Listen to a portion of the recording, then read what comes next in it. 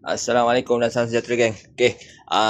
Video ni untuk pengguna-pengguna Avanza tapi kereta lain aku tak pasti. Aku rasa sama je kot step dia. Video kali ni tak ada pasal TV, tak ada pasal live TV apa semua, tak ada. Aku nak share benda ni jadi kat aku semalam. So aku nak share kat korang khas untuk pengguna Avanza normally biasanya bila korang buka lampu depan, lampu panel ni mesti hidup kan. Ni tak hidup. So aku suspect lampu depan hidup. So aku suspect dia punya fuse terbakar. Kat mana nak tahu kedudukan fuse dia?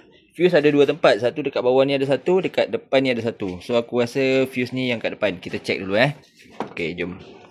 Bila lampu panel ni tak hidup, lampu belakang pun sama tak hidup. So aku dah matikan lampu tu. Sekejap aku paskan ni. Nanti anak aku ambil. So kedudukan fuse dia dekat sini. Flash. Ni kedudukan fuse dia cara buka dia macam ni. Tekan ni, korang cabut je. So ni kedudukan fuse dia lah. Ini dia punya apa? Ni lah horn apa benda semua ni kan. So cara kita nak check dia terbakar ke tak, benda ni kau beli dekat DIY je. DIY ada jual. Benda ni ni fuse pair ni kan. Ada jual sekali dengan dia punya tester. Cara nak test dia, ni tester dia. Yang ini kau cocok je dekat belakang ni.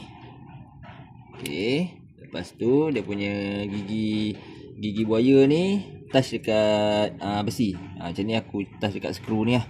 Skru tepi ni kan. Touch dekat sini. So kita tengok satu-satu. Macam ni ada lampu. Ni ada lampu. Ini tak ada.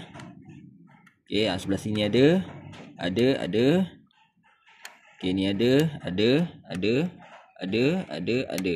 So aku syak yang ni lah. Syak yang ni. So ni hidup, sebelah sini tak hidup Sekejap kita try cabut. Kita cabut. Pakai ni lah. Spana muncung tirus ni. Spana pula, pelayar. Tarik je. Tarik. Betul tak? Yang ni putus. Nampak tu putus. Nampak tu kan dah putus kan.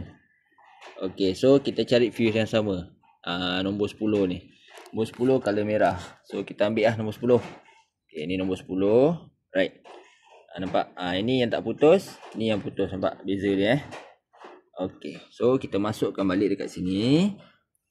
Kita masukkan balik sini ke sini Sini. Kita masukkan balik.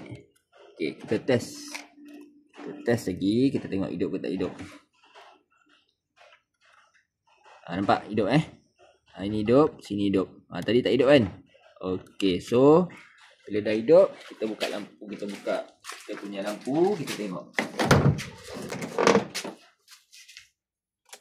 Nampak? Kan dah hidup. Nampak? Sekejap aku matikan lampu ni dulu. Mana mati lampu? Ni. Nampak? Tadi tak hidup kan? Dah hidup. Lampu belakang pun confirm hidup. Lampu belakang. Lampu belakang pun hidup kiri kanan. Gang. Right. So benda macam gini kita apa orang kata, benda boleh buat sendiri, kita buat sendiri je lah kan. Ni kalau hantar kedai aksesori pun mungkin tak mahal lah, tapi benda boleh buat sendiri, kita buat je sendiri. Gang. Alright, semoga bermanfaat untuk semua. Yang mana belum follow, like, save, share video ni. Alright, semoga bermanfaat. Assalamualaikum.